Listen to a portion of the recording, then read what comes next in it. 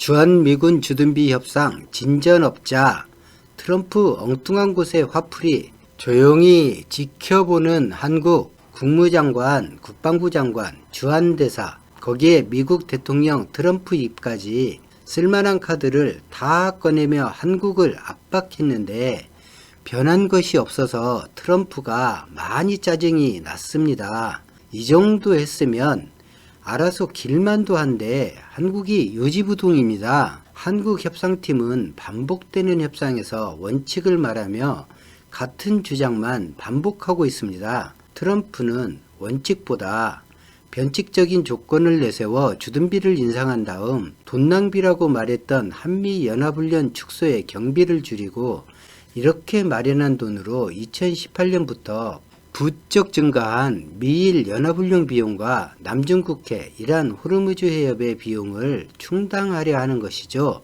일단 50억 달러로 인상시킨 뒤 안정적인 여윳돈 놀이를 하고자 하고 있습니다. 이미 한국은 실제 50억 달러 이상을 주한미군 관련해 지출하고 있습니다.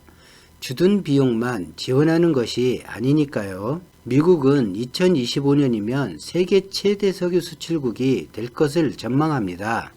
채굴과 생산 비용이 너무 많이 들어서 냉대받던 세일오일이 기술 발전에 따라 이젠 두바이유나 브렌트유보다 생산 판매 원가가 더 싸졌거나 비슷해졌습니다. 2016년까지는 석유 수입국이었던 미국이 이제 세계 최대 수출국 지위를 노리고 있는 것이죠.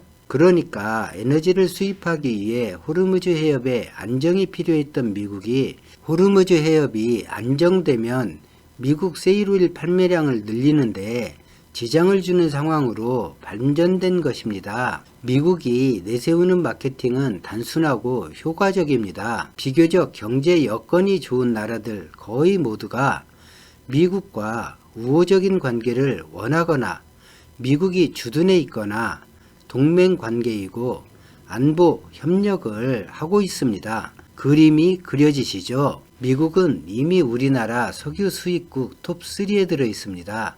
어차피 돈 주고 사오는 석유, 괜히 미국과 불편을 감수하면서 세일 원유 수입을 안 할 이유가 없고 트럼프도 노골적으로 사라고 말해버리니까요. 무역관계에서 여러 차례 트럼프 공격이 있었지만 효과적으로 잘 방어하며 트럼프도 크게 불만을 느끼지 않았습니다. 한국 기업의 투자에 트윗을 날려 고마움을 표시하기도 했습니다. 그런데 트럼프가 가장 자신만만했던 주한미군 방위비가 2019년분부터 예상치를 밑돌아 체결되더니 2020년분 방위비는 합의점을 도무지 찾아내지 못하고 있습니다.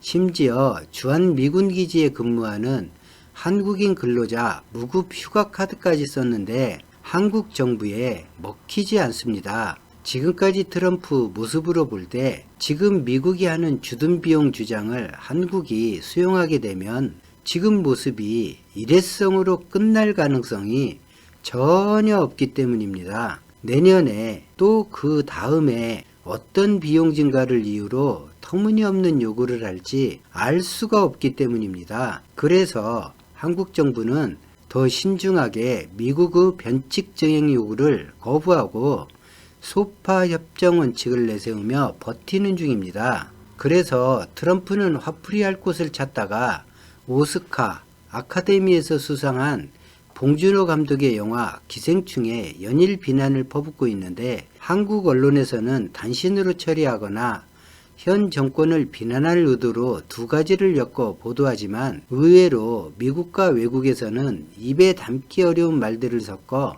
트럼프를 비난하고 있습니다. 1980년대 영화배우이자 가수, 코미디언 등으로 활약한 미들러는 그래미상과 골든글로브상을 여러 차례 수상했던 인물인데 21일 자신의 트위터를 통해 트럼프 대통령이 기생충의 오스카 대상에 대해 불평했다지만 나는 백악관에 기생충이 살고 있다는 사실이 더욱 화가 난다라고 말한 것은 일부분일 정도입니다. 앞서 20일 트럼프 대통령은 콜로라도주 유세 현장에서 올해 아카데미상이 얼마나 형편없었나, 한국에서 온 영화가 상을 받았다라고 했습니다. 다음 날인 21일 네바다주 라스베이거스에서 열린 유세에서도 빌어먹을 영화로 아카데미상을 탔다라고 비속어까지 써가며 맹공을 퍼부었는데, 동맹이고 혈맹인 한국에 한국 안보정책도 아닌 문화예술작품에 반한 감정을 몰상식하게 드러내고 있는 것입니다. CNN과 워싱턴 포스트 등